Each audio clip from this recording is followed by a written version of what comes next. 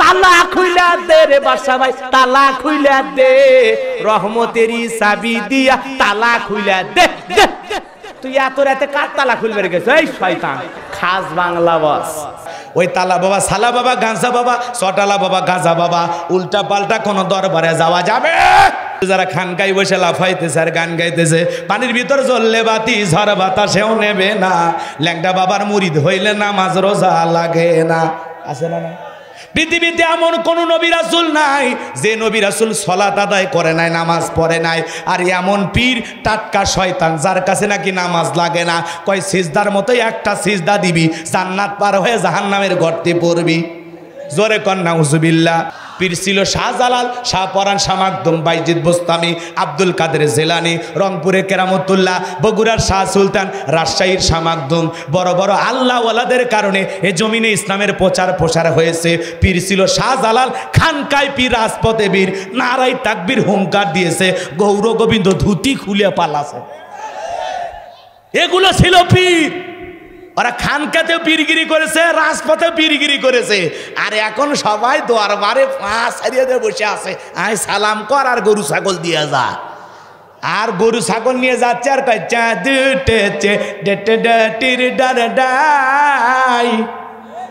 এ সব চাঁদ কি ওই জায়গা তুলছে নাকি চাঁদ দুনিয়ার ওরা কন্ট্রাক্টারই নিয়েছে? কোন দরবারে গরু নিয়ে দৌড়াচ্ছেন? গরু দিয়ে কোনো লাভ নাই, কথা বলেন। ওই গরু যদি এলাকার একটা গরিব মেয়ের বিয়ে হয় না, জবাই করে মেহমানদারি করায় দেন, আল্লাহর আরশ খুশি হবে। ছাগল নিয়ে দৌড়ান কই?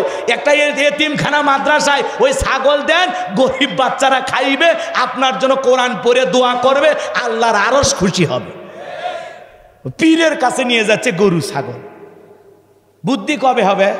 মরা মানুষের টাকা দরকার আছে? কথা কয় না কে? এমনও পীরের দরবার আছে মশারি টাঙ্গায় রাখছে, কেন? মরার পরে পিকে মশা কামড়াচ্ছে। ও যদি আল্লাহওয়ালা হয়ে থাকে, ও তো জায়গা মতো আছে, কথা কয় না কে? আর যেহেতু মরার পরে কবরের উপর মশারি টাঙ্গাছে, তার মানে অবস্থা খুব একটা ভালো না। কথাকে বোঝা গেল? যাই হোক, এগুলো ভণ্ড পীরদের কথা আমি বলতে চাই না, হক্কানি আল্লাহওয়ালাদের কাছে যাব, ঠিক আছে? ওই ডুকি তবলা বাজায়, গিটার তবলা বাজায়, লাফালাফি করে, এই ভণ্ডদের কাছে যাওয়া যাবে? হক্কানি আল্লাহওয়ালাদের কাছে যাবেন, যে পীরের পা থেকে মাথা পর্যন্ত নবীর সুন্নত দিয়ে ঢাকা, যার চেহারার দিকে তাকাইলে আল্লাহর কথা স্মরণ হয়। ওয়াকুনু মা'আস সাদিকিন, তোমরা সত্যবাদীদের সঙ্গী হও।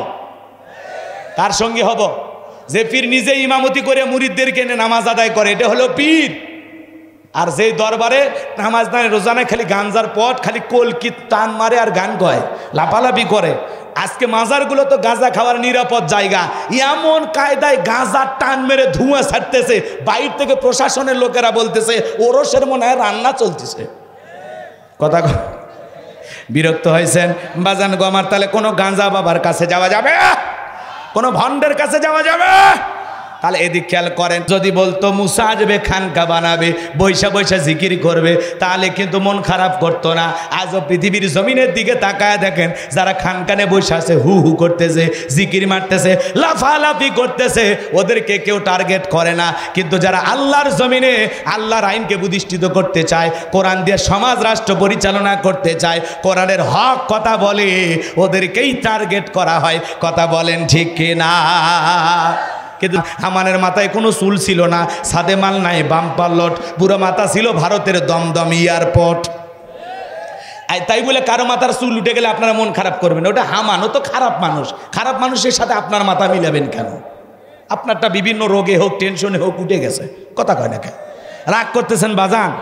রাগ করেন না যান, রাগ করেন। ওই যে জয়পুরহাটে এক ওয়াজ করতে যায়, বললাম মা বোনেরা, স্বামীর মাথায় একটু তেল দিয়ে চুলগুলো নাড়াইয়া দেবেন, যত চুল হাতের নিচে পড়বে তত নেকি আমল নামায় লেখা হবে। সাথে সাথে এক মহিলা স্লিপ পাঠাছে, স্লিপ পাঠে বলতেছে হুজুর আমার স্বামীর মাথার কোনো চুল নাই, পুরোটা একেবারে এয়ারপোর্টের মতো ফাঁকা, তার তেল দেবো কোন জায়গায়?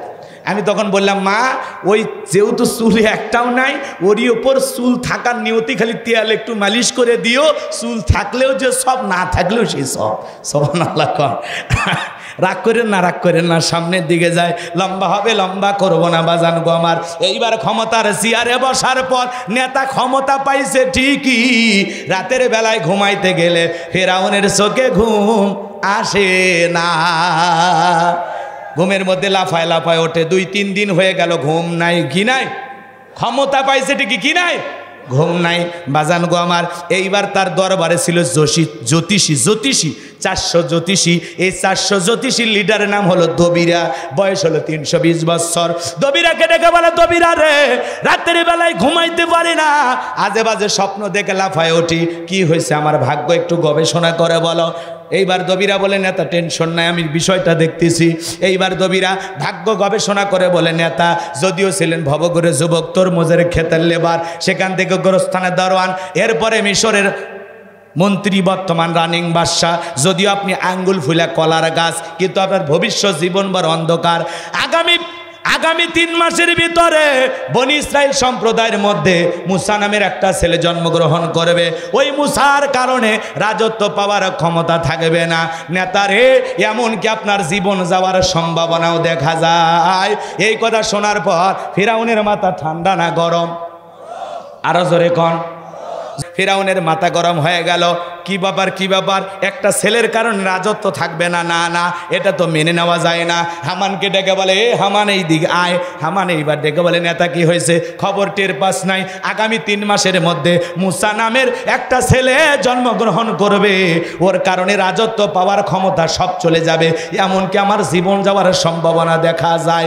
এইবার বল হামান কি করা যায়? হামান ডেকে বলে, নেতা টেনশন নাই, মাইট ইজ রাইট, জোরজার মূল্য তার, পাওয়ার রাজত্ব ক্ষমতা আমাদের হাতে, আমরা যা বলবো মিশরের জনগণ তাই মানতে বাধ্য।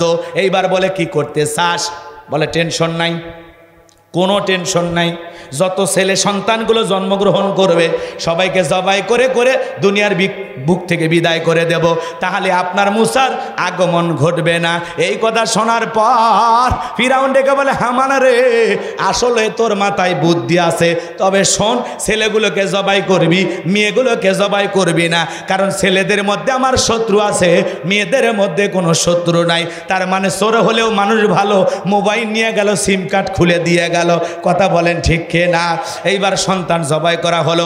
ছেলে সন্তানের সংবাদ পাইলে ধরে আর জবাই করে। মুসা মাত্র কয়জন? জোরে কন। আর এরা মারে হাজার হাজার। এজন্য বাজান, জালেমদের কাছে অপরাধ করে একজন, আর জালেমেরা ওই অপরাধের শাস্তি হাজার জনের উপরে চাপায়া দেয়। কথা বলেন ঠিক কি না? ছেলে হইলেই মুসা সন্দেহ জবাই করে, ছেলে হইলেই মুসা সন্দেহ জবাই করে।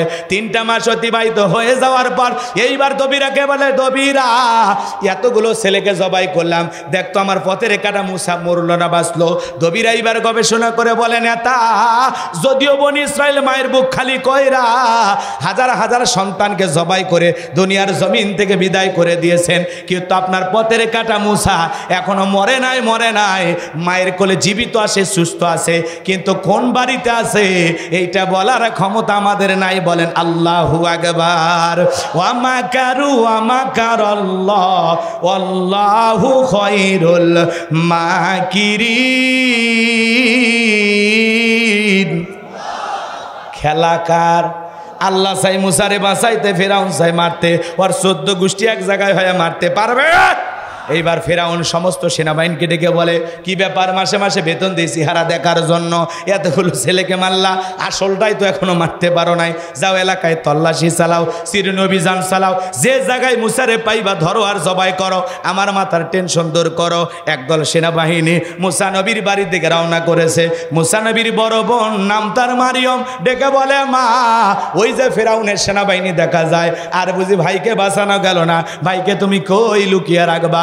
মুসা নবীর মা সন্তানকে নিয়ে এদিক সেদিক দৌড়ায়, কে যেন এলহামের মাধ্যমে আওয়াজ দেয়, বলে, মুসার মা, চুলার ভিতরে তোমার ছেলেটাকে ফেলে দাও, কথা দিলাম গো, তোমার ছেলেকে আবার তোমার কোলেই ফেরাইয়া দেব।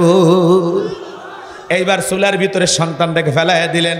সেনাবাহিনী আসা বাড়ির চতুর্দিকে সার্চ করলেন, ঘরের ভিতরে দেখলেন, তন্ন তন্ন করে খোঁজাখুঁজি করলেন, বাড়ি লন্ড হন্ড করে খোঁজাখুঁজি করে কাফের বেঈমানরা যখন চলে গেল, মুসা নবীর মা 1 পা 2 পা করে চুলার কাছে যায়, তাকায়া দেখে মুসা নবী চুলার ভিতরে পড়ে মুস্কি মুস্কি হাসে, বলেন সুবহানাল্লাহ।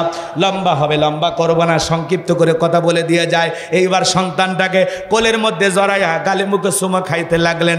আবারও কে যেন গাইবি আওয়াজ দেয়, বলে, ও মুসার মা, কতদিন জালেমদের ভয়ে লুকিয়ে রাখবা? সিন্ধুক একটা বানাইয়া দরিয়ার বুকে ভাসায় দাও। কথা দিলাম গো, তোমার ছেলেটাকে আবার তোমার কোলে ফেরায় দেব। বলেন সুবহানাল্লাহ। এইবার মুসা নবীর মা টেনশনে পড়ে গেলেন, সিন্ধুক পাবেন কোথায়? সকালবেলা কে যেন ডেকে বলে, মিস্ত্রি লাগবে মা, আমি একজন মিস্ত্রি।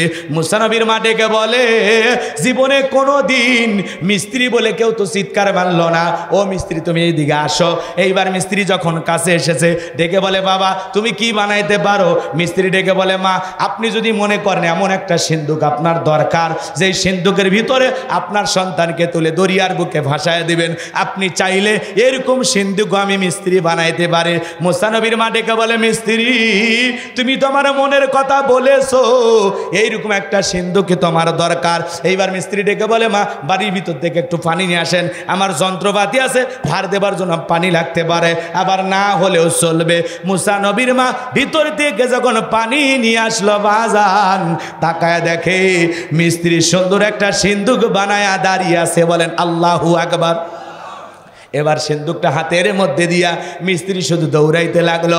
মুসা নবীর মা ডেকে বলে, মিস্ত্রি লোহার পয়সা কিনিবা না, কাঠের পয়সা কিনিবা না, তোমার পারিশ্রমিকের দামটা কিনিবা না। মিস্ত্রি ডেকে বলে, মা যারা বিপদে পড়ে আমি তাদের উপকার করি, বিনিময়ে কোনো টাকা পয়সা গ্রহণ করি না। বলেন আল্লাহু আকবার। এইবার ডেকে বলে, মিস্ত্রি এই বিপদের দিনে এত বড় উপকার করলা, লোহার পয়সা নিবা না, কাঠের পয়সা নিবা না, তোমার পারিশ্রমিকের দামটাও নিবা না, অন্তত তোমার নামটা বলে যাও। মাঝে মাঝে যদি তোমার কথা মনে হয়, তোমার জন্য আল্লাহর কাছে আমি দোয়া করব। মিস্ত্রি ডেকে বলে, মা আমি দুনিয়ার সাধারণ কোনো মিস্ত্রি না, আমি আল্লাহর ফেরেশতা, আমার নাম হলো জিবরাইল। বলেন সুবহানাল্লাহ। এবার সিন্ধুকের ভিতরে মুসা নবীকে তুইলা, লম্বা ঘটনা একটু কাটছাট করে দেই বাজান ও আমার। সিন্ধুকের ভিতরে তুইলা মুসা নবীকে দরিয়ার বুকে ভাসায়া দিলেন। আর মেয়ে মারিয়মকে বলে, মা সিন্ধুক ভাসতে ভাসতে কই যায় খবর নিয়ে আসবে। এইবার সিন্ধুক ভাসতে ভাসতে ফিরাউনের ঘাটে চলে গেল। ওই দিন বিকেল বেলা ফিরাউন তার প্রিয়তমা স্ত্রী আসিয়াকে নিয়ে আসছে সমুদ্র সৈকতে হাওয়া খাইতে। জোরে বলেন মারহাবা। বিশ্ব নবীর উপরে কোন সময় আয়াতে কারিমা নাজিল হয়েছে একটু মনোযোগ দিয়ে শুনবেন বাজান গো আমার। নবীজির কাছের দুইজন মানুষ অল্প দিনের ব্যবধানে মারা গেলেন। আম্মা জান খাদিজাতুল কুবরা রাদিয়াল্লাহু তাআলা আনহা মারা গেলেন, চাচা আবু তালেব মারা গেলেন। দুইটা আপন মানুষকে হারায়া ব্যতীত হৃদয় নিয়ে নবী চলে গেলেন তায়েফের মানুষকে দাওয়াত দেওয়ার জন্য। তায়েফের মানুষ দাওয়াত গ্রহণ না করে বৃষ্টির পানির মতো রসুলের ওপরে বৃষ্টির পাথর নিক্ষেপ করলো বাজান গো আমার। নবীজির জান্নাতি শরীর মোবারক দিয়ে রক্ত ঝরতে লাগলো। আমার ভাইয়েরা, পাথর মারে রসুল আকরাম সাল্লাল্লাহু আলাইহি সাল্লামের দেহ থেকে রক্ত ঝরে। নবীর একজন প্রিয় সাহাবী হযরতে যায়েদ ডেকে বলেন, এত পাথর রসুলকে মেরেছেন আর শরীর থেকে রক্তগুলো পড়তে পড়তে রসুলের জুতা মোবারকে জমাট বেঁধে গেছে। বলেন আল্লাহু আকবার। আমি নবীজির পা থেকে জুতা মোবারক খুলতে গিয়ে অনেক কষ্ট হলো। অনেক কষ্ট করার পরে আমি বিশ্ব নবীর পবিত্র পা মোবারক থেকে জুতা মোবারক খুলতে পারলাম। নবীজি যখন ব্যতীত হৃদয় নিয়া মক্কা নগরীতে ফিরে আসলেন বাজান গো আমার, একদিন নয়, দুই দিন নয়, 19 দিন আসমান থেকে জিবরাইল আসে না, নতুন কোনো ওহী নাজিল হয় না, নতুন কোন আয়াতে কারিমা নাজিল হয় না। কাফেররা সমালোচনা করে, ও নবীর সাহাবীরা, তোমাদের নবী মুহাম্মদ সাল্লাল্লাহু আলাইহি সাল্লাম সে তো নতুন কোনো আয়াত শোনায় না, নাকি তার উপরে যে জিন ভর করেছিল সেটা চলে গেছে? জোরে কন্যা উযুবিল্লাহ। আবার তারা বলতে লাগলো, ও নবীর সাহাবীরা, তোমাদের নবী নতুন কোনো কথা বলে না, নাকি তার আল্লাহ তাকে ভুলে গেছে? জোরে কন্যা উযুবিল্লাহ। এইভাবে কাফেররা সমালোচনা শুরু করলো। 19 দিন অতিবাহিত হয়ে যাওয়ার পর আমার আল্লাহ পাক আসমান থেকে জিবরাইলের মাধ্যমে নবীজির উপরে কোরআনুল কারীমের আয়াতি কারিমাগুলো নাজিল করলেন। বলুন সুবহানাল্লাহ। এমন পাওয়ারফুল আয়াতি কারিমা নাজিল করলেন, আমার আল্লাহ রাব্বুল আলামিন জানায়া দিলেন, ইন্নাল্লাযীনা ক্বালু রাব্বানা রাব্বুনাল্লাহু সুম্মা ইসতাকামু তাতানাজ্জালু আলাইহিমুল মালাইকাতু আল্লা তাখাফু ওয়া লা তাহজানু ওয়া আবশিরু বিল জান্নাতিল্লাতী কুনতুম তুআদুন। আমার আল্লাহ রাব্বুল আলামিন ডেকে বলেন, ইন্নাল্লাযীনা ক্বালু রাব্বুনাল্লাহ, নিশ্চয় যারা বলে আমি তাদের রব, সুম্মাস্তাকামু, এতঃপর বিচল অটল থাকে, তাতানাজ্জালু আলাইহিমুল মালাইকা, তাদের জন্য আসমান থেকে ফেরেশতা অবতীর্ণ হয়, ফেরেশতা নাজিল হয়। ফেরেশতা এসে বলে আল্লাহ তাখাফু, ভয় পেও না, ওয়ালা তাহজানু, চিন্তা করো না, ওয়া আবশিরু বিল জান্নাতিল্লাতী কুনতুম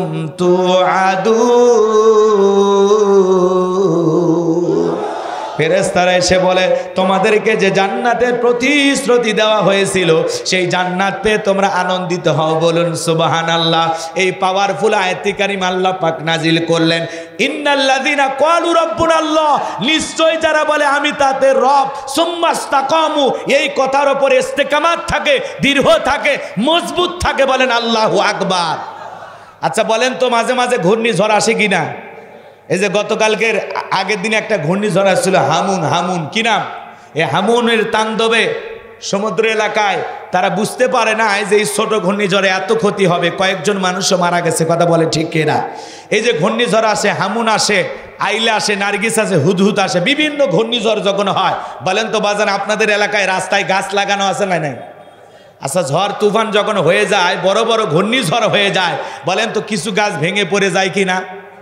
আবার কিছু গাছ এই ঝড়ের মোকাবেলা করেও দাঁড়িয়ে থাকে কিনা? কথা বলেন না কেন? দাঁড়িয়ে থাকে না?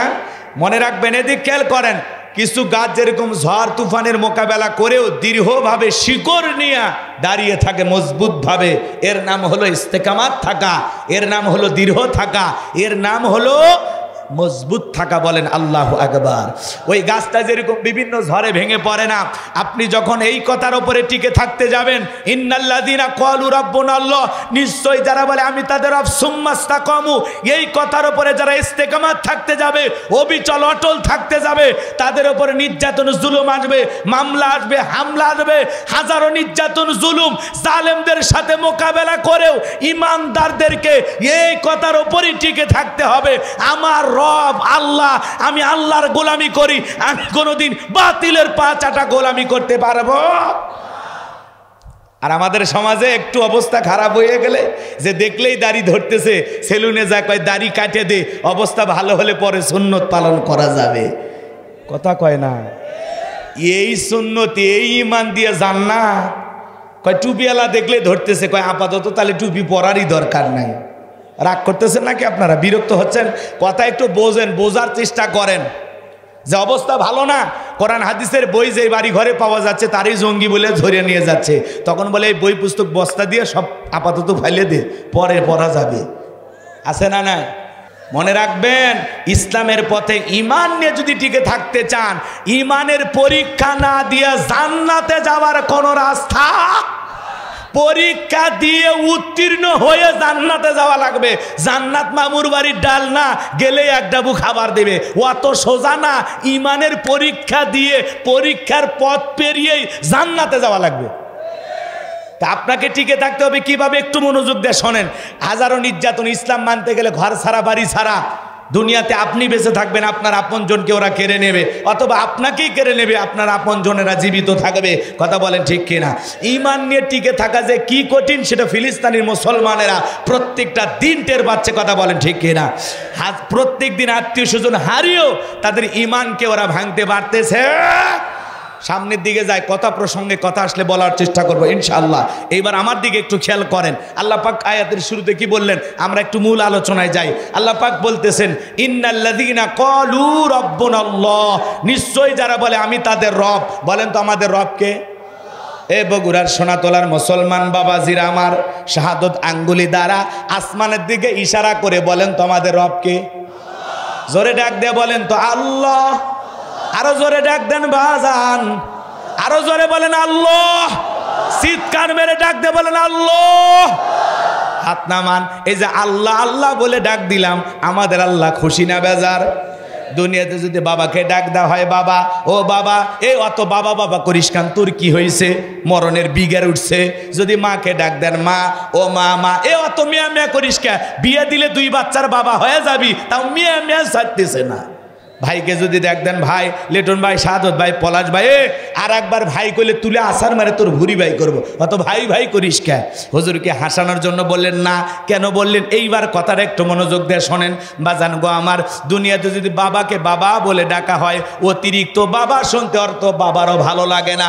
মা বলে যদি ডাক দেওয়া হয়, অত মা মা শুনতে মায়েরও ভালো লাগে না, মায়েরও মেজাজ গরম হয়ে যায়। ভাইকে অতিরিক্ত ভাই ভাই বলে ডাকতে ভাইয়ের অত ভাই ভাই শুনতে ভালো লাগে না, ভাইয়েরও মেজাজ গরম হয়। কিন্তু এমন এক সৃষ্টিকর্তা, এমন এক স্রষ্টা, এমন এক আল্লাহ পেয়েছি, কোটি কোটি বার ডাক দিলেও বিরক্ত হন না যিনি, তিনি কে?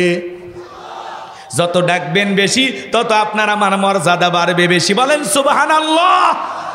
এই জন্য বলেন তো বাজান, ইন্নাল্লাযীনা ক্বালু রাব্বুনাল্লাহ, নিশ্চয়ই যারা বলে আমি তাদের রব, বলেন তো আমাদের রব কে? চিৎকার মেরে বলেন আল্লাহ। আল্লাহ বলেন, আল্লাহ বলেন, জিহ্বার জড়তা দূর হয়ে যাক। যেই জিহ্বা দিয়া, এদিক খেয়াল করেন, যেই জিহ্বাটা আল্লাহর জিকিরে ভিজে থাকবে, ওই জিহ্বাওয়ালা মানুষ কোনোদিন জাহান্নামের আগুনে জ্বলবে না। বলেন সুবহানাল্লাহ। একটু মনোযোগ দিয়ে কথাগুলো শোনেন, মনোযোগ দিয়ে কথাগুলো শোনেন। একটা কুকুরও তার মনিবের শুকরিয়া আদায় করে, কথা কয় না খায়। আল্লাহ আফসোস করে বলেন, ইন্নাল ইনসানা লিরাব্বিহি লাকানুদ, মানুষ বড় অকৃতজ্ঞ, অস্বীকারী, নিমক হারাম। কথাকার কথাকার। তাহলে এই জন্য আমরা কৃতজ্ঞতা প্রকাশ করতে জানি না। আর একটা কুকুর আপনার বাড়ির শুকনো হাড় খেয়ে আপনি এই দিকে নেন, চেষ্টা করেন, ওই হাড়টা খাইতে পারেন না, ভাঙতে পারেন না, তখন ডাক দেন, এ লালু খা ফি সাবিলিল্লাহ। কথা কয় না কে? ওই শুকনো হাড় খেয়ে রোদ নাই, বৃষ্টি নাই, ঝড় নাই, তুফান নাই, আপনার বাড়ি পাহারা দেয়, বলে মনিব শুকনো হাড় দিয়েছেন, মন খারাপ করি নাই, আপনি চেষ্টা করেছেন, আপনি ফেল মারছেন, কিন্তু আমি ফেল মারি নাই। আপনার ওই শুকনো হাড় খেয়ে রোদ নাই, বৃষ্টি নাই, ঝড় নাই, তুফান নাই, আপনার বাড়ি পাহারা দেয়। অপরিচিত মানুষকে দেখা মাত্র তোমার বাড়ি কোথায়, কোথা থেকে আসছো, কার সাথে দেখা করবা, ভিতরে কারোর সাথে পরিচয় আছে নাকি, ওর ভাষায় ও বুঝায় দেয়। কথা কন না কে? এখন বাড়ির লোক যখন বলে লালু এ চোপ, তখন ওই লোক এইবার ভিতরে যখন প্রবেশ করে, দেখবেন ওই বাড়ির মালিক আর আগন্ত ব্যক্তি যখন কথা বলে, কুকুর নেজ নাড়ায় চতুর্দিক দিয়ে ঘোরে আর মনিবের দিকে একবার তাকায়, ওই ব্যক্তির দিকে একবার তাকায়, আর মালিককে বুঝাইয়া দেয়। একবার খালি বলেন এই লোকটাকে চেনেন না, এমন কামড় মারবো হাসপাতালে ইঞ্জেকশন দিয়ে বাঁচে থাকা লাগবে। কথা কন ঠিক কিনা? কিন্তু ওই বাড়ির মালিক যখন বলে দূর হয়, দূর হ, তখন বলে ও আপনার পরিচিত মানুষ, খামাকায় ডিউটিটা করলাম। কথা কয় না কে বাজান? হাসির জন্য বলি নাই। কথা হলো, একটা কুকুর শুকনা হাড়কে মনিবের বাড়ি পাহারা দেয়, আর আল্লাহ এত নিয়ামত দেওয়ার পরেও আমরা আল্লাহর কৃতজ্ঞতা প্রকাশ করি না। কথা বলেন ঠিক কিনা? চলেন বাজান সামনের দিকে যাই। যে কথা বলতে চাচ্ছিলাম, ইন্নাল্লাযীনা ক্বালু রাব্বুনাল্লাহ, নিশ্চয়ই যারা বলে আমি তাদের রব। রুহের জগতে আল্লাহ পাক আপনাকে আমাকে প্রশ্ন করলেন, আলাস্তু বিরব্বিকুম, আমি কি তোমাদের রব নই? সেদিন আমরা সবাই জবাব দিয়ে বলেছিলাম ক্বালু বালা, অবশ্যই আপনি আমাদের রব। বলেন আল্লাহু আকবার। এই পৃথিবীর জমিনে আসার পর আল্লাহ রাব্বুল আলামিন সর্বপ্রথম যে ওহী নাজিল করলেন, ইকরা বিসমি রাব্বিকাল্লাযী খলাক, পর তোমার রবের নামে যিনি তোমাদেরকে সৃষ্টি করেছেন। সেই রবের জ্ঞান শিক্ষা দেওয়া হয় কোথায়? মসজিদ, মাদ্রাসা নাকি স্কুল কলেজে? কথা কয় না কে? ওই আগডুম বাগডুম ঘোড়াডুম সাজে, ওগুলো শিক্ষার দ্বারা একটা সন্তানকে আপনি আদর্শ মানুষ বানাইতে পারবেন না। সন্তানটাকে যদি সুশিক্ষায় শিক্ষিত বানাইতে চান, আদর্শ মানুষ বানাইতে চান, আখলাকওয়ালা চরিত্রবান বানাইতে চান, ছেলেটাকে ছোটবেলায় মাদ্রাসায় পড়ানো দরকার আছে না নাই? এ বাজান গো আমার লম্বা হবে, লম্বা করবো না। ছোট্ট বাচ্চা পেশাব করে কি সুন্দর পানি ব্যবহার করে, কি সুন্দর ঢেলে কুলুপ ব্যবহার করে। ছোট্ট বাচ্চা মাদ্রাসায় পড়ে বাড়িতে এসে বাবারে সালাম দেয়, মারে সালাম দেয়। আর কত ছেলে কলেজ ইউনিভার্সিটিতে পড়াশোনা করে, বাপরে বাপ পালসার নিয়ে এলাকাতে আসে এমন ঘোরা ঘরে, রাস্তার মাঝখানে বেরেক করে সেন্টে টান দিয়া কুকুরের মতো দাঁড়িয়ে থেকে পেশাব করে, বসেও না। তার মানে সভ্যতা ভদ্রতা দেখতেছেন কোথায়? মাদ্রাসার বাচ্চা দাঁড়িয়ে থেকে পেশাব করে, আর স্কুল কলেজের অনেক সন্তানেরা দাঁড়িয়ে থেকে পেশাব করে। দাঁড়িয়ে পেশাব করা হারাম। কথা কয় না? কথা কয় না? ভালো করে বোঝেন, হাদিস শরীফের ভিতরে আসছে পেশাব থেকে যারা পবিত্রতা অর্জন করতে পারলো না, যারা পেশাব থেকে পবিত্রতা অর্জন করে না, পেশাব থেকে যারা পাক হয় না, এদের জন্য কবরের শাস্তি অপেক্ষা করতেছে। জোরে কর নাউজুবিল্লাহ। এজন্য পেশাব থেকে পবিত্রতা অর্জন করার দরকার আছে না নাই? ছোট্ট বাচ্চা মাদ্রাসায় পড়ে কি সুন্দর পরিবর্তন, বাড়িতে এসে বাবা মারে সালাম দেয়, মুরব্বীকে সালাম দেয়। আর ছেলেটা কলেজে পড়ে, প্রাইমারিতে পড়ে, একদিনও মা বাবারে সালাম দিতে পারলো? রাগ করতেছেন মনে হয়, এদিকে গেলে লম্বা হবে, লম্বা করব না। আল্লাহ বলেন ইকরা বিসমি রব্বিকাল্লাযী খলাক, পড়ো তোমার রবের নামে যিনি তোমাদেরকে সৃষ্টি করেছেন। জীবনের পর এদিক খেয়াল করেন বাজান গো আমার, জীবনের পরতে পরতে যেই সূরাটা বেশি তিলাওয়াত করি, যেই সূরাটি তিলাওয়াত না করলে আমাদের সালাত হয় না। কুরআনুল কারীমের 1 নাম্বার সূরা সূরাতুল আয়াত, জবান ছেড়ে সবাই পড়ুন, আলহামদুলিল্লাহি রাব্বিল আলামিন। সমস্ত প্রশংসা, যাবতীয় প্রশংসার একমাত্র মালিক তিনি, সৃষ্টিকুলের রব, আমাদের প্রতিপালক, আমাদের আল্লাহ যিনি। এই আয়াতের ভিতরে রব শব্দ আছে না নাই? আপনি আমি যখন রুকুতে চলে যাই কি তাসবিহ পড়ি? কি তাসবিহ পড়ি? সুবহান রাব্বিয়াল আযীম, সুবহান রাব্বিয়াল আযীম। রব শব্দ আছে না নাই? রুকু হতে দাঁড়ানোর সময় কি বলি? রব্বানা লাকাল হামদ। রব শব্দ আছে না নাই? সামি আল্লাহু লিমান হামিদা, রব্বানা লাকাল হামদ। রব শব্দ আছে না নাই? এরপরে যখন মাথাটা নত করে আল্লাহকে সেজদা দেই, সেজদা দেওয়ার পরে কি বলি? সুবহানা রাব্বিয়াল আ'লা, সুবহানা রাব্বিয়াল আ'লা। রব শব্দ আছে না নাই? কিন্তু কিছু কিছু মানুষ দেখবেন খালি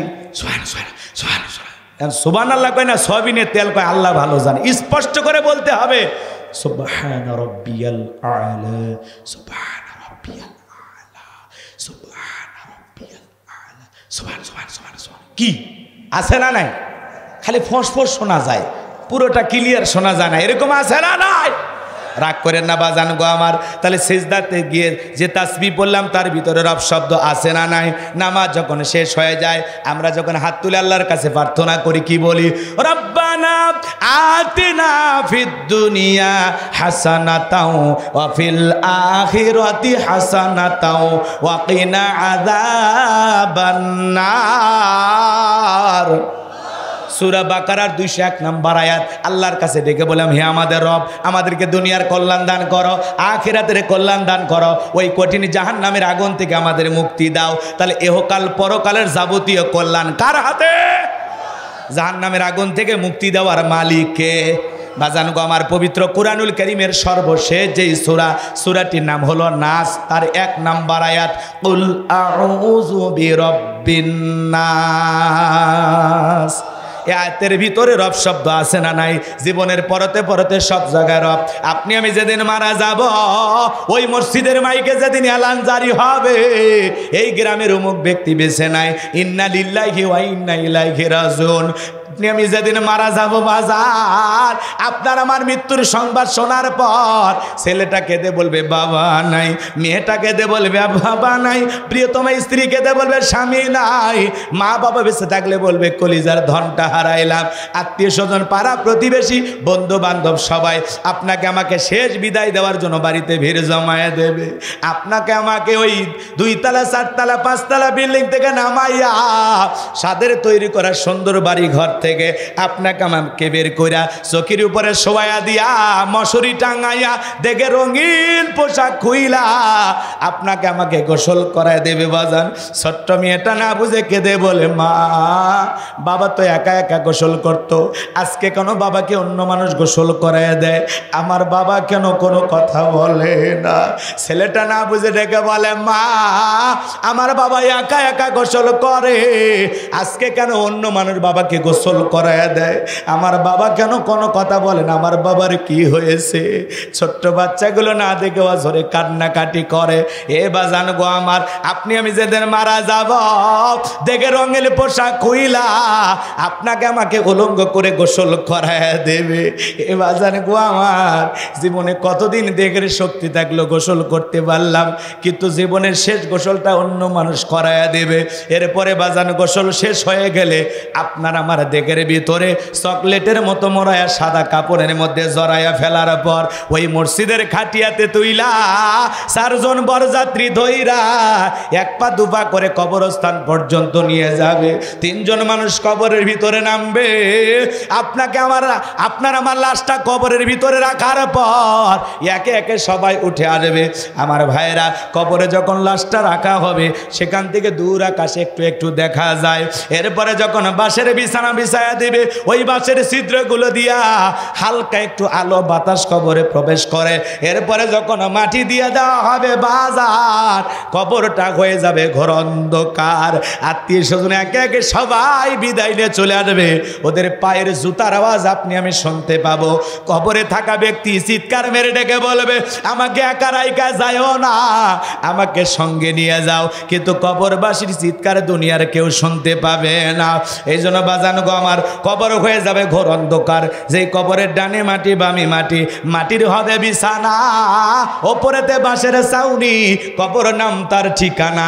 আমার নবীজি বলেছেন যে কবরে চলে গেল তার চাইতে অসহায়ের ব্যক্তি কেউ নাই। বিশ্বনবী তার পবিত্র জবান দ্বারা বলেছেন, কলা কলা রাসূলুল্লাহ সাল্লাল্লাহু আলাইহি সাল্লাম, ইন্নামাল কুবুরু রাউযাতুম মিন রিয়াদিল জান্নাহ আও হুফরাতুম মিন হুফারিন নার, রাহু তিরমিজি। বিশ্বনবী ডেকে বলেন, যে ব্যক্তির আমল ভালো, মৃত্যুর সঙ্গে সঙ্গে আল্লাহ পাক তার কবরটাকে জান্নাতের বাগান বানায় দিবেন। বলুন সুবহানাল্লাহ। আর যে ব্যক্তির আমল খারাপ, আও হুফরাতুম মিন হুফারিন নার, তার কবরটা হয়ে যাবে জাহান্নামের আগুনের গর্ত। একবার যদি কারো কবর জাহান্নামের আগুনের গর্ত হয়ে যায়, তাকে বাঁচানোর কিন্তু কোনো উপায় নাই। ওই কবরের মাটি এমন জোরে চাপ দেবে বাজার, এক পাজরের হাড় অন্য পাজরে ঢুকে যাবে। বিষাক্ত সাপ যদি সবল মারে, পা থেকে মাথা পর্যন্ত যন্ত্রণায় দেহটা ছটফট করবে। এ বাজান গো আমার, এই জন্য নবীর প্রিয় সাহাবী হযরত ওসমান রাদিয়াল্লাহু তাআলা আনহু কবর দেখলে অঝরে চোখের পানি ছেড়ে দিয়া কান্না করতেন। সাহাবীরা জিজ্ঞাসা করে, ভাই ওসমান, আপনি কবর দেখে কেন কান্না করেন? হযরত ওসমান ডেকে বলে, কবর হলো প্রত্যেকটা মানুষের প্রথম মঞ্জিল, প্রথম ঘাঁটি, প্রথম স্টেশন। এই কবরের ভিতরে 3টা প্রশ্ন করা হবে। যে সঠিক উত্তর দিতে পারবে তার মিজান ফুলসিরাতে কোনো টেনশন নাই। যে উত্তর দিতে পারবে না তার আর বাঁচার কোনো উপায় নাই। বাজানো গো আমার, ওই কবরের যখন আপনাকে আমাকে রাখা হবে, ওই কবরের ভিতরে 3টা প্রশ্ন করা হবে। 1 নাম্বার প্রশ্ন, মার রব্বুকা, তোমার রবকে। প্রশ্নের ভিতরে রব শব্দ আছে না নাই? জোরে রাগ করতেছেন? চলেন আলোচনার সামনের দিকে গেলে আরো ভালো বুঝবেন। বাজান গো আমার, কবরের ভিতরে 1 নাম্বার প্রশ্ন করা হবে, মার রব্বুকা, তোমার রবকে। যারা দুনিয়াতে রবের গোলামি করেছে, এক আল্লাহর ইবাদত করেছে, কোরআন সুন্নাহ মোতাবেক জীবনটাকে সাজাইছে, ওইভাবে জীবনটাকে পরিচালনা করেছে, আল্লাহর মুমিন মুত্তাকি বান্দা হইয়া যারা নেক আমল কইরা খাঁটি ঈমান নিয়া কবরের ভিতরে প্রবেশ করবে, তাদেরকে যখন প্রশ্ন করা হবে মার রব্বুকা, ঈমানদাররা জবাব দিয়া বলবে, রব্বি আল্লাহ, রব্বি আল্লাহ, আমার রব আমার আল্লাহ। কিন্তু যারা শয়তানের ধোকায় পড়ে, শয়তানের ওয়াসওয়াসায় পড়ে, দুনিয়াটা এদিক, দুনিয়াটা মস্ত বড়, খাও দাও ফুর্তি করো, শয়তানে ধোকায় পড়ে গুনাহের কাজে লিপ্ত ছিল, আল্লাহকে মানে নাই, রাসূলকে মানে নাই, জীবনে যা খুশি তাই করে গেছে, গুনাহের সাগরে ডুব দিয়েছে, নামাজ পড়ে নাই, রোজা রাখে নাই, আল্লাহর বিধান মোতাবেক চলে নাই, দুনিয়াতে গুনাহ করতে করতে পাপের পাহাড় জমাইছে। এই মানুষগুলোকে যখন প্রশ্ন করা হবে মার রব্বুকা, আল্লাহর এই অবাধ্য নাফরমান গুনাহগার গোলামেরা উত্তর দিতে পারবে না। পাশ করে তো তারা যারা পরীক্ষার উপর পড়াশোনা করে। কথা কন না কেন? রাগ করতেছেন মনে হয়? রাগ করেন না বাজান গো আমার। সারাটা জীবন নামাজ পড়লেন না, রোজা রাখলেন না, মসজিদে গিয়ে কোনোদিন সিজদা দিলেন না, আর কবরে প্রশ্ন করা মাত্রই উত্তর দিবেন, এতই সহজ? কথা কয় না? এতই সহজ? তাহলে কবরের ভিতরে 1 নাম্বার প্রশ্ন, মার রব্বুকা, রুহের জগতে রব, জীবনের পরতে পরতে সব জায়গায় রব। এই জন্য আল্লাহ রাব্বুল আলামিন কবরের ভিতরে 1 নাম্বার প্রশ্ন করবে মার রব্বুকা। যারা রবের বিধান মোতাবেক রবকে এদিক খেয়াল করে রবের গোলাম হিসাবে জমিনে চলেছে, তারাই উত্তর দিতে পারবে। তাহলে এই কথা পরিষ্কার। আল্লাহ আমার রব, এই রবই আমার সব। রবের বিধান মোতাবেক চললে কবরে উত্তর দেওয়া যাবে, আর আল্লাহর বিধান মোতাবেক না চললে উত্তর দেওয়া সম্ভব। আর যারা উত্তর দিতে পারবে না, কপাল ভালো না খারাপ? জোরে বলেন, কপাল ভালো না খারাপ? জীবনের পরতে পরতে সব জায়গায় রব, সব জায়গায় রব। কবরে 1 নম্বর প্রশ্ন, মার রব্বুকা, তোমার রবকে? তাহলে সেই রবের গোলামি করে, সেই এক আল্লাহর ইবাদত করে, খাঁটি ঈমান নিয়ে, খাঁটি মুত্তাকি হয়ে কবরে যাইতে কারা কারা রাজি? দু হাত তুলে দেখান। লিল্লাহে তাকবীর। আল্লাহ আমাদের সবাইকে মুত্তাকি বান্দাদের কাতারে শামিল করুন। জোরে বলুন আমিন। গুনাহমুক্ত জীবন যাপন করা তৌফিক দান করুন। জোরে বলুন আমিন। কবরের সলজব আল্লাহ আমাদের জন্য সহজ করে দিন। জোরে বলুন আমিন। হাত নামান, এইবার চলেন, এদিক খেয়াল করেন। আল্লাহ পাক বলেন, ইন্নাল্লাযীনা ক্বালু রাব্বুনাল্লাহ, নিশ্চয়ই যারা বলে আমি তাদের রব। বলেন তো আমাদের রবকে? আরো জোরে বলেন, আমাদের রবকে?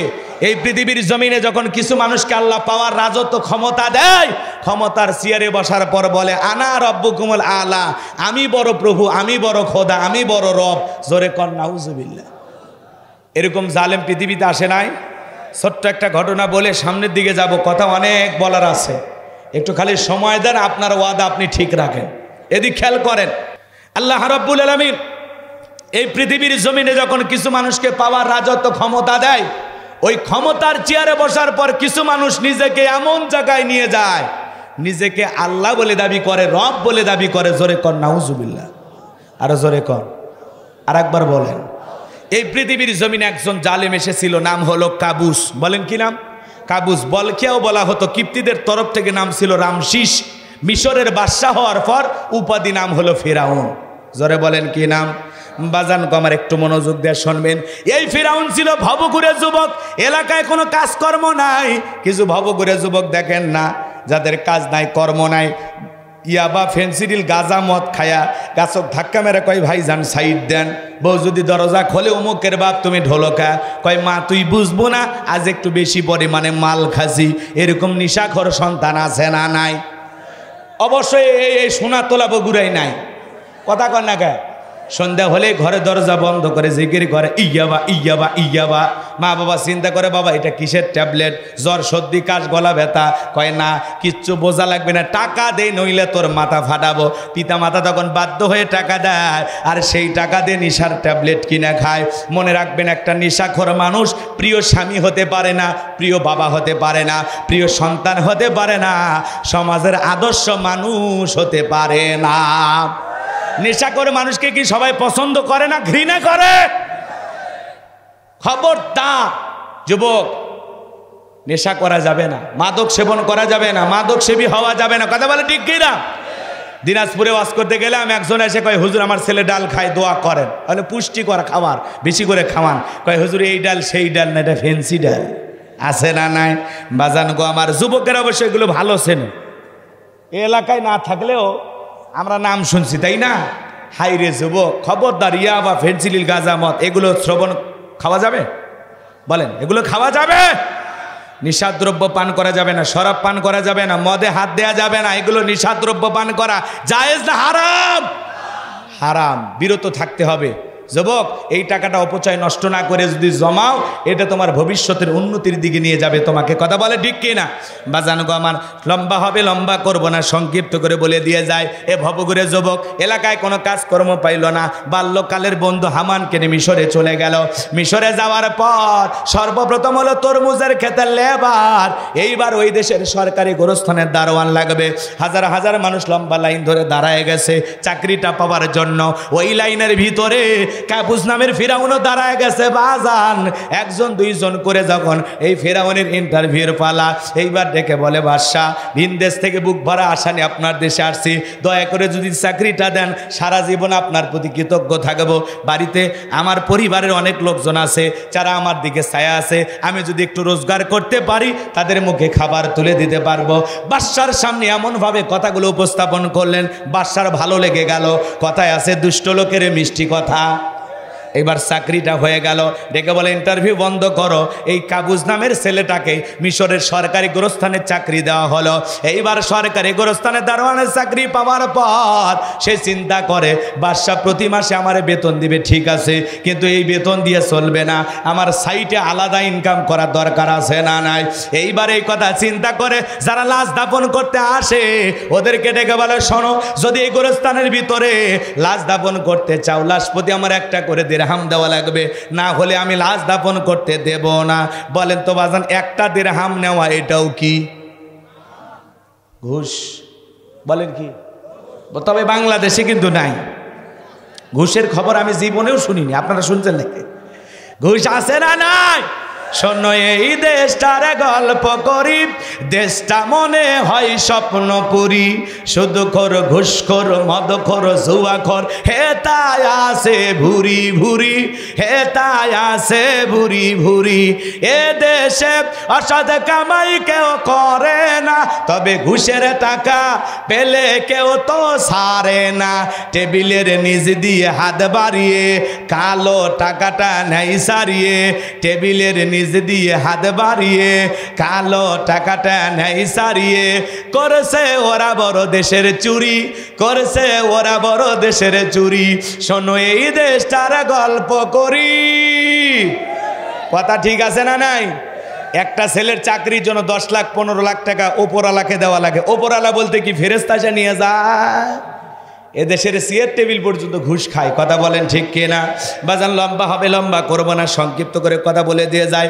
একটা করে দিরহাম দেওয়া শুরু করলো।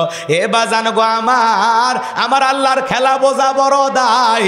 জনগণ যখন একটা করে দিরহাম ফেরাউনের পকেটে দেওয়া শুরু করলো, ওরা চিন্তা করলো একটা দিরহামের জন্য বাদশার দরবারে বিচার নিয়ে যাব, লাশ পয়সা গলে শেষ হয়ে যাবে, অতএব একটা টাকা যদি পাই এই ছেলেটাই পাক। এই কথা ভেবে যখন তারা একটা করে দিরহাম দেওয়া শুরু করলো, ওই জামানায় আল্লাহ পাক একটা মহামারী পাঠায় দিলেন, যেই মহামারীর নাম ডায়রিয়া, কলেরা, হাজার হাজার মানুষ মারা যায়। আল্লাহ আমাদের দেশে একটা মহামারী দিয়েছিল এই জামানায়, নাম হলো করোনা। ধরো না শুয়েও না, নাম হলো করোনা। স্বামীর করোনা হলে স্ত্রী যায় না, স্ত্রী করোনা হলে স্বামী যায় না। এমনকি বাবা করোনা রোগে আক্রান্ত হয়ে মারা গেছে, ছেলে বাবার লাশ দেখতেও যায় না, এক মুঠো মাটিও কবরে দেয়নি। বাবার সম্পদ ভালো লাগে, বাবার টাকা ভালো লাগে, কিন্তু বাবার কবরে মাটি দিতে ভালো লাগে না। এই করোনা এসে বুঝা দিল দুনিয়াতে কেউ কারো আপন নয়। মায়ের করোনা হয়েছে, বস্তা বন্দি করে জঙ্গলে ঠেলায় আসছে, এ কথা কয় লেখা। স্বামীর করোনা হয়েছে, স্ত্রী কাছেও যায়নি, খাবারের প্লেট সাজাইয়া লম্বা একটা বাঁশ নিয়ে ঠেলা দিয়ে খাবার দরজার ভিতর দিয়ে ঢুকে দিছে, কথা কয় না, কথা কয় না। স্বামী সুস্থ হওয়ার পরে তখন ডেকে বলে, জান পরান কলিজার পাখি, আহারে অমুকের বাপ, আমি তোমাকে যে কত ভালোবাসি, তখন তুমি অসুস্থ হয়েছিলা, কত নামাজ পড়ে আল্লাহর কাছে কান্নাকাটি করছি, আর কত সেবা যত্ন করি। স্বামী কয়, কেমন সেবা করছো আমার মনে আছে, বাঁশ দিয়ে খেলেছো, বাঁশ, কথা কন ঠিক কি না? এই জন্য করোনা রোগে আক্রান্ত রুগী যারা হয়েছিল ওরা জানে আত্মীয় স্বজন কেউ কাছে ভিড়ে নাই, কথা কয় না কে? এজন্য বাজান গো আমার, দুনিয়াতে কেউ কারো আপন না। খামাকায় আমরা মনে করতেছি আমি আমার পরিবারের জন্য অনেক কিছু ভুল। আপনি মারা গেলে আপনার পরিবার আপন গতিতে চলবে, আপনি মারা গেলে আপনার প্রতিষ্ঠান চলবে। আমরা মনে করি আমি ছাড়া মনে আমার পরিবারের লোকেরা অচল, মানে তারা মনে হয় দুনিয়াতে আর চলতেই পারবে না, আমি মনে হয় সব। আমি নিজেকে নিজেই মূল্যায়ন করতেছি, কিন্তু ওদের কাছে আমাদের 4 পয়সার দাম। এই দুনিয়া এমন একটা দুনিয়া, আপনি মারা গেলে আপনার লাশ দুনিয়াতে রাইকে আগে জায়গা জমি সম্পদের ভাগাভাগি করে, 3 দিন লাশ পৌঁছে যায়, তারপরে কিন্তু কবরে রাখে। এরকম ঘটনা বাংলাদেশে ঘটেনি? কার জন্য এগুলো করেন? কিসের মায়া, কিসের মায়া, কথা কয় না কে? কিসের মায়া করেন? সব ভুয়া, সব ভুয়া, মিথ্যা, কথা বলেন ঠিক কিনা? চলেন বাজানের সামনের দিকে যায়। কষ্ট হচ্ছে আপনাদের? বিরক্ত হইতেছেন। সেই জামানা আল্লাহ একটা মহামারী দিল, নাম হলো ডায়রিয়া, কলেরা। হাজার হাজার মানুষ মারা যায়, আর গোরস্থানের ভিতরে লাশ দাপন হয়। বাজানো আমার লাশ দাপন হওয়ার পর এত টাকার মালিক হয়ে গেল, অল্প দিনের ব্যবধানে এত টাকার মালিক হয়ে গেল, টাকা রাখারই আর কোনো জায়গা নাই। বাদশার দরবার একদিন হাজির হয়ে গেছে, ও বাদশা, আমার কাছে কিছু টাকা পয়সা হয়ে গেছে, এই টাকা দিয়ে আমি একটু গরিবের জনসেবামূলক কাজ করতে চাই। কি করতে চায়? কথা কয় লেখে, ভালো করে বুঝবেন। এইবার মিশরের বাদশাটাকে বলে, বাবা এ তো ভালো উদ্যোগ, তোমার মতো ছেলে তো দরকার। ঠিক আছে, তুমি টাকা নিয়ে হাজির হও, দেশের মানুষকে আমি ঢোল পিটা জানায় দেই, যাদের খাজনা বাকি আছে, যারা গরিব মানুষ আছো, বাদশার দরবারে হাজির হয়ে যাও। গোরস্থানের দারোয়ান তোমাদেরকে টাকা পয়সা দিয়ে সহযোগিতা করবে। হাজার হাজার মানুষ লাইনের মধ্যে দাঁড়ায় গেছে। এ বাজান গো আমার, গোরস্থানের দারোয়ান ওই ঘুষ খাওয়া টাকাগুলো জনগণের খাজনা পরিশোধ করে দিল, ওই টাকা দিয়ে জনগণের উপকার করার চেষ্টা করলো। আসলে বলেন তো বাজান, টাকা ছিল কার? কথা কয় না কা? ওই টাকা পাইয়া জনগণে যখন খাজনা পরিশোধ করে দিল, গরিব দুঃখীর মাঝে যখন টাকাগুলো দিয়ে দিল বাজার, তখন ওই দেশের জনগণ ডেকে বলে, আহারে, রাজ্যের বাদশা যদি এই ব্যক্তি না হয়, গোরস্থানের ছেলেটা হইতো, না জানি আমাদের কপাল খুলে যেত। নির্বাচনের আগে একটু জনসেবামূলক কাজ করার দরকার। আমার এলাকায় এরকম কাঁচা রাস্তা আছে বাজান গো আমার, একজন এসে 2 গাড়ি ইট পাড়তেছে, মানুষ এসে কথা বলতেছে, বাবা তুমি তো এলাকার নেতা না, ইট পাড়তেছো, ব্যাপারটা কি? বলে, আপাতত ইট পাড়তেছি, আপনাদের ছেলে মেয়ে স্কুলে যায়, আহারে বৃষ্টির পানি হলে, কাদা পানি হলে ওরা স্কুলে যাইতে পারে না, আপনারা হাটে বাজারে যাইতে পারেন না, মাঝে মাঝে আপনাদের চিন্তায় আমার রাতের ঘুম হয় না। এরকম অভিনয় করার লোক আছে না? জোরে বলেন। জনগণকে এইবার ডেকে বলে, বাবা রে, আপাতত কাঁচা রাস্তায় 2 গাড়ি ইট পাড়িয়া দিয়ে গেলাম, আর ভবিষ্যতে আমার মার্কায় যদি একবার সিল মারতে পারেন, এলাকার নেতা বানায় দিতে পারেন, আমার 1 নাম্বার টার্গেট এই কাঁচা রাস্তা পাকা করে দেওয়া। এই কথা বলে জনগণ যদি একবার সিল মারে নেতা বানায় দিতে পারে, ওই নেতা নির্বাচনে পাশ করার পর এলাকায় থাকে না, ঢাকা শহরে বান্ধবী নিয়ে ঘুমায়। এ কথা কোন লাগে আপনারা? শুরুতে না বললেন হুজুর চলবি, একটু ধরেন, সামনের দিকে যায়, আরো কথা আছে তো, রাগ করতেছেন নাকি আপনারা? তার মানে মার্কা থেকে যে কয়দিন নেতার আনা গোনা, সে কয়দিন নেতার ভোট নেওয়া শেষ, নেতার সোনার বাংলাদেশ। কথা কন, নিজ নির্বাচনের সে কয়দিন এলাকায় মনে করেন সেই অলি গলি নেতাক দেখা যায়, অলি গলি। কথা কয় নাকি? রাস্তার একটা ভিক্ষুক মহিলা 500 টাকা দিয়া কয়, আপনার মাঝে আমি আমার মাকে খুঁজে পাই। কি অভিনয়টা করে বোঝেননি, বোঝেননি? আর আমরা কম খারাপ না, নির্বাচনের চা বিড়ি পান সিগারেট খায়, কি স্লোগান?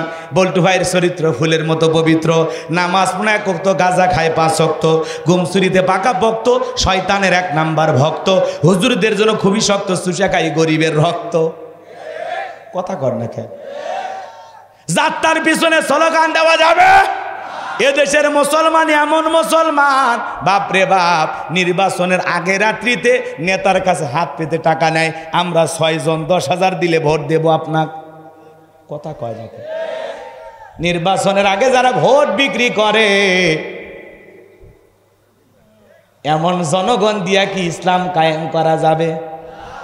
আমার এক নানি আছে এলাকায়, নির্বাচনের পরের দিন গেছি, কয় নানা দোয়া করিস কেন? কয় প্রতি বছরে যেন একবার করে নির্বাচন হয়, কারণ কয় 1 রাতে 4,200 টাকা কামাই। আমি বললাম, নানি কেমনে? কয় জানিস না, যত মার্কার লোক ঢুকছে, নানি ভোট আছে? বলে আছে, 500 রাখ। এবার আসে, কয় নানি ভোট আছে আর এক মার্কা? বলে হ্যাঁ আছে, 1000 রাখ।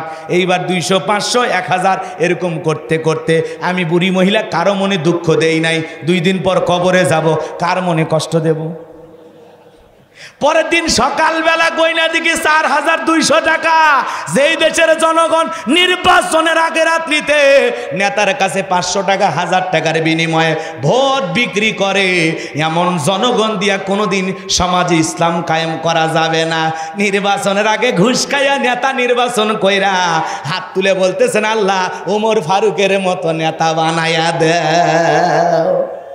ওই যে শোনেন শোনেন, এক পাগল তেঁতুল গাছের নিচে হাত তুলে দোয়া করে, আল্লাহ এই তেঁতুল গাছের মধ্যে রাজশাহীর ফজলি আম দে, রংপুরের হাড়িভাঙ্গা দে, লম্বা লম্বা আম রূপালি দে। আল্লাহ ডেকে বলে, পাগল রে চোখটা খুইলা দেখ কোন গাছের নিচে দোয়া ধরেছিস। তেঁতুল গাছের নিচে দোয়া করলে যেমন আম পাওয়া যায় না, নির্বাচনের আগে নেতার কাছ থেকে 500,000 টাকা খাইয়া আল্লাহর কাছে দোয়া করলে ওমরের মতো নেতা পাওয়া যাবে না। ওমরের দেশে থাকার মতো আগে জনগণ হওয়া লাগবে। আগে জনগণ ঠিক, নেতা ঠিক। নেতা 1 নাম্বার, এদিক খেয়াল করেন, জনগণ 1 নাম্বার, নেতাও 1 নাম্বার। জনগণ 2 নাম্বার, নেতা হবে 6 নাম্বার। কলিজায় সাহস থাকলে বলতে পারবেন, হুজুর যতদিন বেঁচে থাকবো নির্বাচনের সময় ভোট দেওয়ার বিনিময়ে কোন নেতার কাছ থেকে একটা সিগারেটও খাবো না, একটা চা খাবো না, একটা টাকাও নিব না। কলিজা থাকলে হাত তুলে দেখান তো দেখি।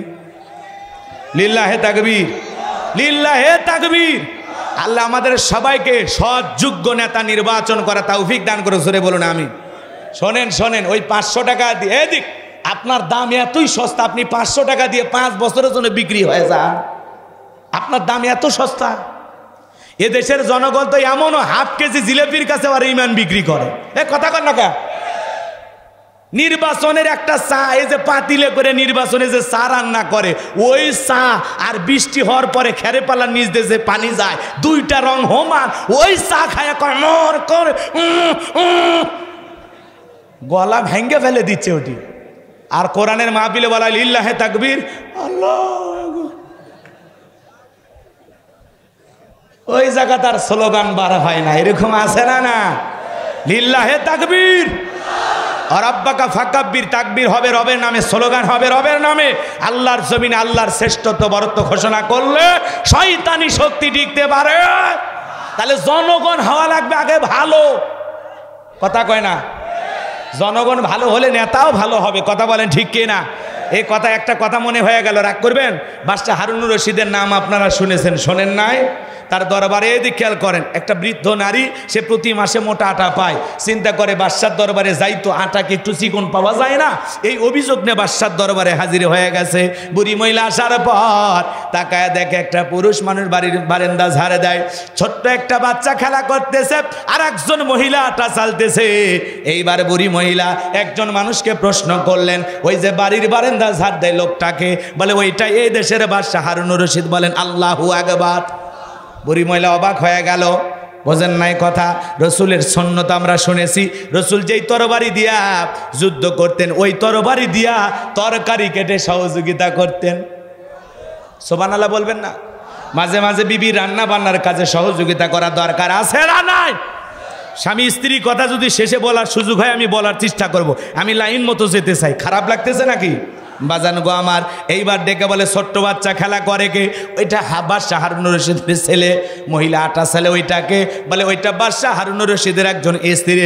বুড়ি মহিলা তাকায় দেখে ওর বাড়ির আটার চাইতে বাদশার বাড়ির আটা আরো বেশি মোটা মনে হয়। সুবহানাল্লাহ বলেন। এইবার বুড়ি মহিলা ডেকে বলে, আল্লাহ, যেই বাদশাহ এত নিরহংকার ভালো, নিজেই বাড়ির বারান্দা ঝাড়ে দেয়, নিজেও মোটা আটা খায়, জনগণ কেউ মোটা আটা খাওয়ায়, এমন বাদশার বিরুদ্ধে অভিযোগ দেওয়ার কোনো জায়গা নাই। আজরে বলেন আল্লাহু আকবার।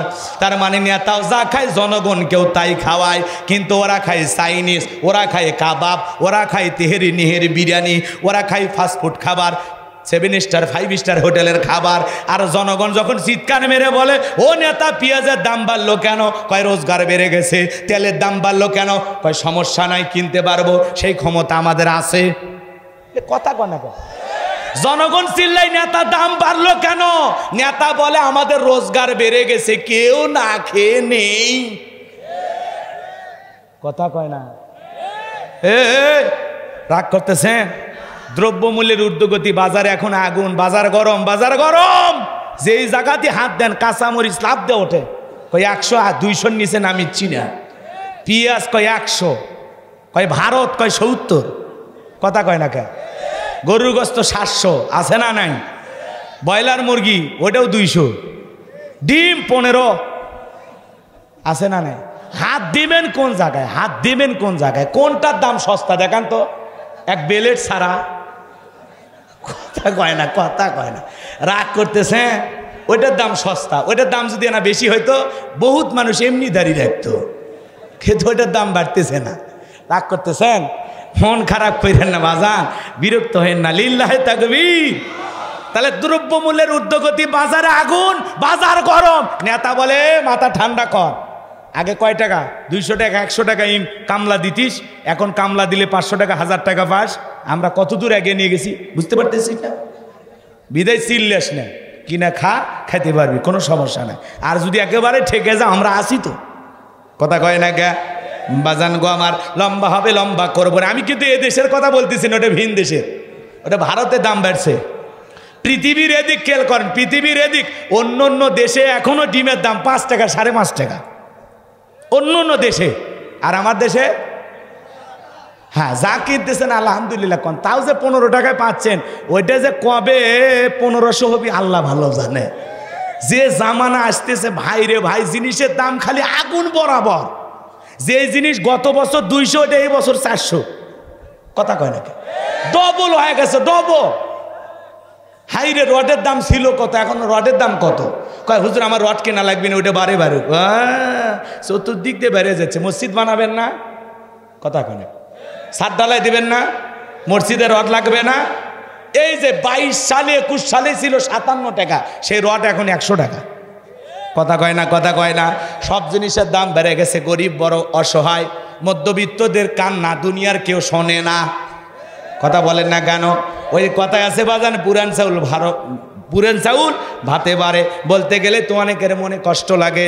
যুবকরে, আজকে দাড়িওয়ালারা যা বলে এটা ভালো লাগে না। ওই যে মাহমুদুল্লাহ দাড়িওয়ালা পছন্দ করে না, সবগুলো মাঠে থেকে চলে গেল। মাহমুদুল্লাহ সেঞ্চুরি মারিয়া যুবকদেরকে দেখায়া দিল, সবাই এরকম তালি মারতেছে। ও হাত আসমানের দিকে দিয়া বলে, আমি কারো কাছে জবাব দেই নাই, বিচার চাই নাই, আমি বিচার দিয়েছিলাম আমার আল্লাহর কাছে। আজকে সেই মাহমুদুল্লাহর স্ত্রী ফেসবুকের মধ্যে একটা স্ট্যাটাস লিখে বলে, আমার স্বামী যখন ক্রিকেট টিমের বাইরে ছিল, আমি দেখেছি প্রতিদিন কেঁদে কেঁদে আল্লাহর কাছে নামাজ আদায় করেছে, 5 ওয়াক্ত মসজিদে গিয়ে নামাজ আদায় করেছে, কারো বিরুদ্ধে কোনো অভিযোগ দেয় নাই। আমার স্বামী অবসরে থাকা অবস্থায় কোনোদিন নামাজ কাজা করে নাই। যেই ছেলেটার মুখে দাড়ি, এত সুন্দর চেহারা, হজ করে এসেছেন ভাইয়েরা আমার, ওই মানুষটার মুখে কথা বলতে গেলে, ভাই আপনি সেঞ্চুরি মারলেন কেমন লাগতেছে? বলে আলহামদুলিল্লাহ। শুকরিয়া আদায় করে কার? আমরা তার ব্যক্তিত্ব নিয়ে কথা বলতে চাই। সে যে খেলোয়াড়, কি খেলতেছে, জায়েজ না হারাম, এগুলো নিয়ে আমরা কথা বলতে চাই না। আমরা বলতে চাই, এ দেশে যদি কোনো ক্রিকেটার দাঁড়িয়ে রাখে, হজ করে, আল্লাহকে সিজদা দেয়, নামাজ আদায় করে, এই দেশের এক শ্রেণীর নাস্তিক রাম বাম, ওদের চুলকানি হয়, ওরা ভালো ভালো ক্রিকেটারদের সহ্য করতে পারে না। ও নামাজ পড়ে কেন, হজ করে কেন, মুখে দাড়ি রাখলো কেন? এই জন্য সিসি করে। কিন্তু পুরান চাউল ভাতে বাড়ে, যেই মানুষটা দাড়ি রাখছে, দাড়ি চুল পাইকে গেছে, কেমনে খেলা লাগে দেখে দিছে বাপের বেটা মাহমুদুল্লাহ, কথা কন ঠিক কিনা? আর ওরা মানে ব্যাটি ধরা শিখিনি।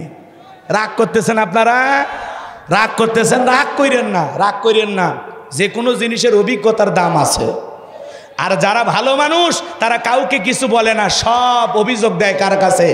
জায়গা মতো বলে, আর সময় মতো আল্লাহ সময় তার জবাব দিয়ে দেয়, কথা বলেন ঠিক কিনা? এজন্য দাড়িওয়ালা দেখে অবহেলা করে, কথা কয় নাকি? সামনের দিকে যায়, খারাপ লাগতেছে, খারাপ লাগতেছে, লিল্লাহে তাকবীর। কোন কথা বলছিলাম মনে হয় ভুলে গেছেন? কি কথা? ফিরাউনের কথা ভুলে গেছেন বাজান গো আমার। এই জন্য সমাজের চোখে দেখবেন বাজান, ওদের ভালো মন মানসিকতা দেখবেন, তখন মাথার মধ্যে টুপি, মুখের মধ্যে দাড়ি, গায়ে লম্বা পাঞ্জাবি, এমন সুরত ধারণ করে মানুষের সামনে আসে, মনে হয় এর চাইতে ভালো মানুষ আল্লাহর জমিনে নাই। নির্বাচনে পাশ করার পর মাথায় টুপিও থাকে না, গায়ে পাঞ্জাবিও থাকে না, মুখের দাড়িও থাকে না, কোটটাই পরে ঘোরে। আর জনগণ যায় যদি বলে স্যার কেমন আছেন, দূর হয়ে যা, কথা কয় না? আর দেখবেন নির্বাচনের আগে গরিব জনগণ, ভ্যান চালক, রিক্সা চালক সবাইকে বুকের ভিতর নেন, কয় স্যার আপনার পোশাক পাঞ্জাবি ময়লা হবে। কয় না না, আপনাদের ময়লা এটা তো আমার কাছে সুঘ্রাণের মতো, কথা কয় না কেন? এজন্য ওদের অভিনয়, সলা কলা বোঝা বড় দায়, কথা বলে ঠিক কি না? সামনের দিকে যাই, লম্বা কথা হবে বাজার, লম্বা করব না। এইবার জনগণের খাজনা পরিশোধ করে দিল, জনগণ খুশিতে বাগবাগম হয়ে গেল। ওই দেশের একজন মন্ত্রী ছিল, মারা গেল, নির্বাচন শুরু হয়ে গেল। আগে তো জনগণের মন কাইরা নিয়েছে জনসেবামূলক কাজ কইরা। এইবার সমস্ত নেতারা, আমার ভাইয়েরা, জনগণেরা সমর্থন দিয়া মিশরের মন্ত্রী বানায় দিল। এক চান্সে জনগণ ভোট দিয়া মিশরের মন্ত্রী বানায় দিল গোরস্তানের দারোয়ান কাবুসকে।